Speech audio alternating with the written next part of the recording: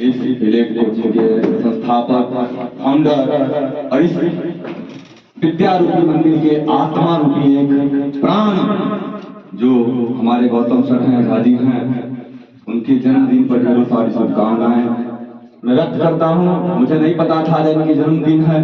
मुझे बताया गया था रंजन जी के द्वारा जिनके यहाँ जाना है, कार्यक्रम है, और हम आए। बहुत सारी व्यस्तता था आज के दिन, गला भी बजा हुआ है, जो कि बहुत नारा लगा है, हमें क्रांतिकारी हैं। तो हम हो सकते हैं इस लोकतंत्र के भगत सिंह बनने की कोशिश करते हैं, कहाँ तक पहुँचते हैं ये हमारी कोशिश रहेगी। और सर के बारे में जब हमने जितना सुना और जब इनसे मिला, और पहली बार मिला, दूसरी बार मिला, और जब आज इनके बारे में जाना और इनके सामने रूबरू होने का अवसर प्राप्त हुआ, एक अजीब सी अनुभूति होती है, एक अजीब सा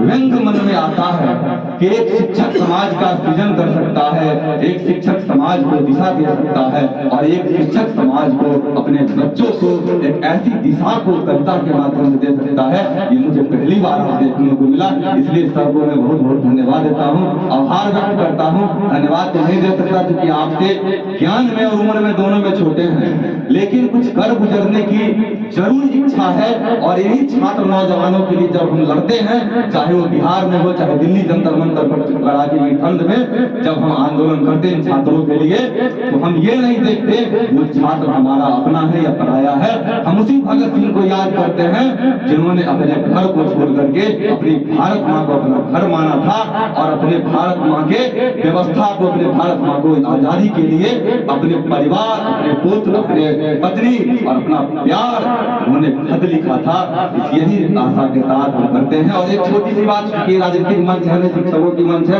और कहीं ना कहीं मेरे अंदर भी एक शिक्षक है, एक छात्र है और एक शिक्षक भी है। मुझे भी पढ़ाने का अवसर प्राप्त होता है और एक शिक्षक भी हूँ, पढ़ाने का अवसर मिलता है, छात्रों की मनोवृत्ति को जानने का अवसर मिलता है, क्योंकि एक ऐसा व्यक्ति शिक्षक बन सकता है जो कभी छात्र रहा हो, और ऐसा छात्र रहा हो जिन्होंने अपने जीवन में पढ़ने के लिए बहुत संघर्ष किया हो, चाहे वो सामाजिक रूप में, आर्थिक रूप में या शैक्षणिक रूप में। ऐसे समाज से हम आए हैं, संघर्ष करके इस पटना की धरती पर आए हैं, ऐसे गांव से जिस गांव में डिबिया में हमने पढ़ा था। डिबिया जानते होंगे, लालटेन में नहीं था, डिबिया जो क्या बोलते शीशे की बनाया जाता था, उस डिबिया में हमने पढ़ा। और पढ़ करके, ये मैं बहुत सदी की बात नहीं बता रहा हूँ, 2008-9 की बात बता रहा हूँ। और पढ़ करके जब हमने समाज के लिए आया और देखा, तब भी हमारा गांव आज भी डिबिया में है, तो लड़ करके हमने कटरा प्रखंड करता है, इसके 14 पंचायत दिल्ली जंतर मंतर का आंदोलन करके बिजली दिलवाने का काम किया था। इसलिए लड़ते हैं, और इसी के साथ आप लोगों के लिए लड़ते हैं,